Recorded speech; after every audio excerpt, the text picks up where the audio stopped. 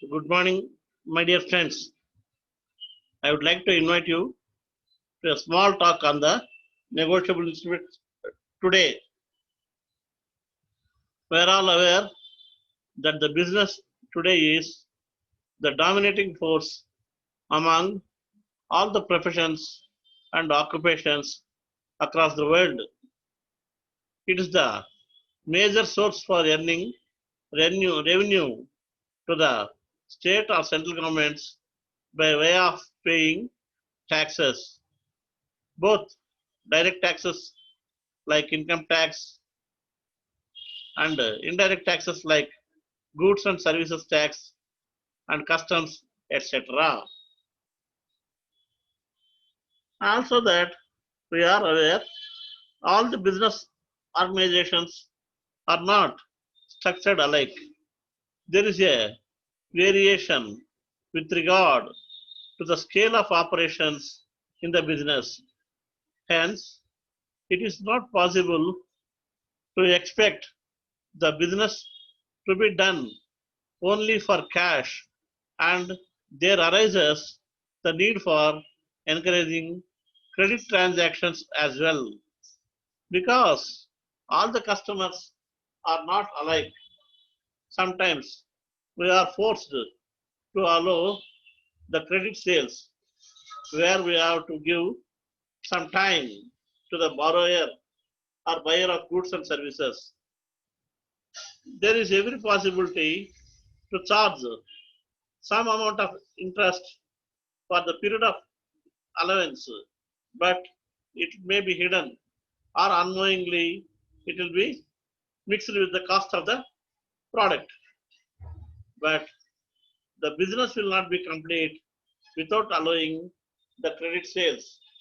Even in the consignment business is also same as the practice. Nowadays, the business is facing a lot of tough competition, and it is very difficult to push through the sales. Now we are facing very peculiar circumstances like a pandemic corona. It is very unfortunate. Almost all the institutions, including business institutions, are running with a lot of restrictions and regulated function in the working hours. And also, due to a long closure of lockdown, many workers are rendered jobless. Some of the daily contract workers or skilled laborers are moving longer strides, walking miles together to go to their native places. Some are virtually on the roads without any food. And we find that there is no circulation of money in the market. Even in some organizations, the staff members were paid half the salaries. It is also told that in some of the state governments, same is the case. So business is very badly affected. Hence, there is every need to provide the credit. Of course, the cash transactions are very limited in nature, and that the working hours in the banks and its functioning is also restricted. There is need for credit sales. Also, we encourage the digital payments. However, the traditional instruments like check, pay order, and banker's check or demand draft will also serve the purpose, but to a limited extent. There is need for the negotiable instruments, others like a promissory note, a bills of exchange, or hundi in our business relations. So these instruments are governed by the Negotiable Instruments Act 1881. In our business organizations, the following instruments are very often used to transact with these negotiable instruments, namely checks, bills of exchange, and promissory notes, etc.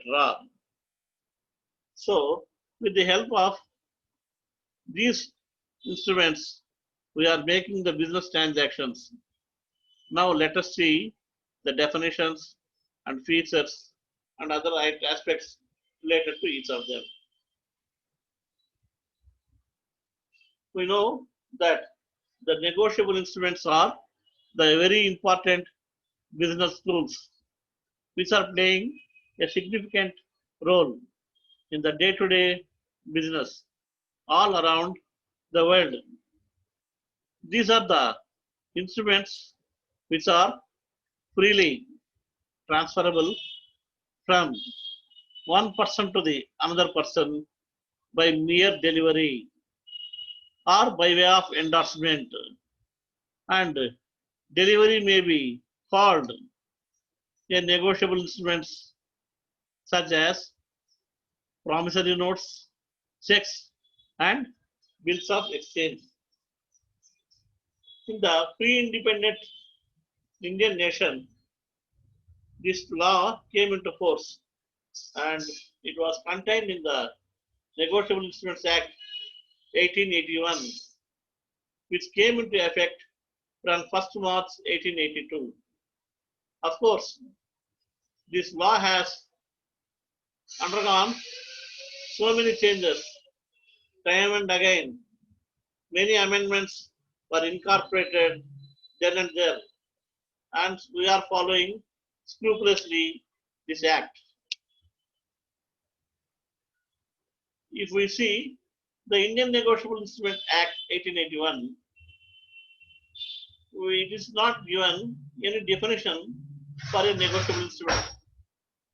But section 13 of the Act states that a negotiable instrument means a promissory note, bill of exchange, or a check payable either to order bearer, whether the words order or bearer appear on the instrument or not. There are, besides the other instruments which satisfy the character of negotiability. In the words of Justice Casey Wallace, who served there in England, he defined a negotiable instrument as one property in which is acquired by anyone who takes it bona fide and for value, notwithstanding any defect of title of the person from whom he took it. Thus, we see the transferability is the salient feature and a nice characteristic of this negotiable instrument. Sir Thomas defined a negotiable instrument as follows. The instrument is freely transferable by mere delivery or endorsement and delivery, either by application of law or by the custom of the trade concerned. And this negotiable instrument confers the privilege on the person who receives it bona fide and for the value to possess the goods title for the good in thereto. As for section 13 of the Negotiable Instrument Act, the following are identified as negotiable instruments, namely bills of exchange, promissory notes, and checks, and they are now being considered as negotiable instruments. In addition to the above, there are some other instruments which have acquired the feature of negotiability by way of custom or usage of trade. As per section 137 of the Transfer of Property Act 1987, 82, It is recognized that an instrument may be negotiable by law or custom. In our country, there exists the government promissory notes, bonds, short job gundies, delivery orders, and railway receipts which have been held negotiable by usage or by custom of the trade. But there are some other instruments which are present but are not negotiable and cannot be transferred by mere delivery or mere endorsement and delivery because still they cannot confer a better title on the transferee than what the transferor has. Now, let us look at the features of negotiable instrument one after the another.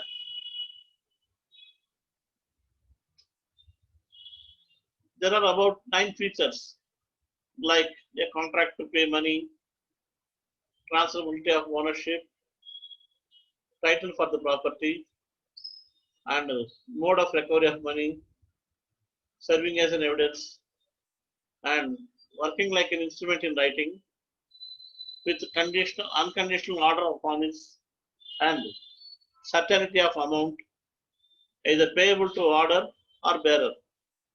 Now let us discuss these features one after the another.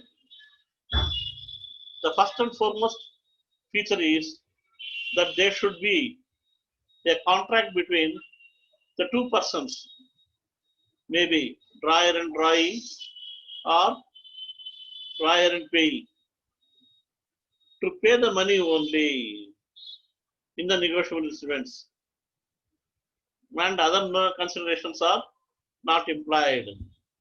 So, even in the mutual accommodation bills of exchange, the agreement and the contract to pay the money will be accepted with stipulated date and interest specified therein, or otherwise on the demand. The second condition is with regard to the transferability of the instrument. The value of the instrument is easily transferable from one person to the other.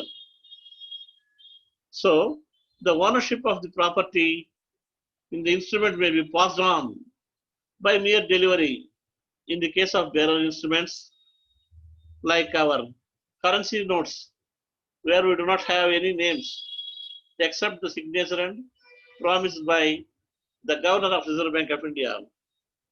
And on those instruments where it has name should be duly endorsed and delivered to the other party. Even in this aspect, we find there are two ways of negotiating with these negotiable instruments, like delivery and endorsement and delivery. The transfer of the ownership title of a property is complete when it is merely delivered to the transferee in case of delivery. Mere intention does not confer the transfer of the instrument. So, actually delivery of the instrument must take place. So, it is the source of voluntary transfer of the property from one hand to the another. Now, we see that a title is absolutely required. A negotiable instrument confers the absolute and very good title on the transferee who takes it in good faith for the value and without notice of defective title of the transferor. This is the most important characteristic of the negotiable instruments. In case any such instrument is taken away by mistake or stolen from somebody illicitly, it will have undisputable instrument provided he takes it in good faith and for the value. He shall not have any knowledge of the defective title of the transferor. Here is the difference between the transferability and the negotiability. Now, we see that it is a general rule that in the case of a commodity which is transferable from one person to another person, the transferor cannot get a better title than what he had. For example, a person takes a check from another person without the knowledge of the latter and his title being defective to the check. Still, he will have a good title there and will not be responsible to the true owner as far as this is concerned. The next aspect is with regard to the recovery of money mentioned over the instrument. Now, the holder in due course is not in any way affected by the title of the transferor or any of the previous parties. If any, the term holder in due course means a holder who has taken the negotiable instrument for value is in good faith and before it's getting matured, then a holder in due course has a right to sue upon the instrument in his own name. So he can thus recover the amount from the party liable to pay on that instrument. The next thing is about the evidence. This evidence will provide a sort of support and will serve as a proof which is capable of easy record and got special rules for evidence. For example, a presumption and the consideration has been paid on it. Here, the consideration will not be the adequate. The instrument must be in writing only and not at all oral. The law requires the bill, check, or any promissory note to be a physical instrument in writing. The next aspect is about the unconditional order or promise. A check or a bill of exchange or a promissory note must be containing an order to the drawee to pay amount without attaching any condition. A promissory note contains an unconditional promise to pay the money due to the creditor as on the date. The amount payable must be certain and clearly mentioned both in words and also in figures so that there will not be any more amount of ambiguity over the amount mentioned on the instrument. Now, we should know that the amount must be payable either to the order or bearer. Normally, they are payable to the order.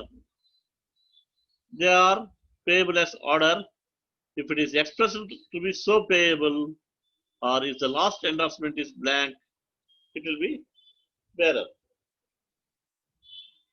Now, in this tag, we have had various discussions on the definition, on the features, and different types of negotiable instruments like check, bills of exchange, and the promissory notes, which are used in the business across the world. With this, we end this session. Thank you.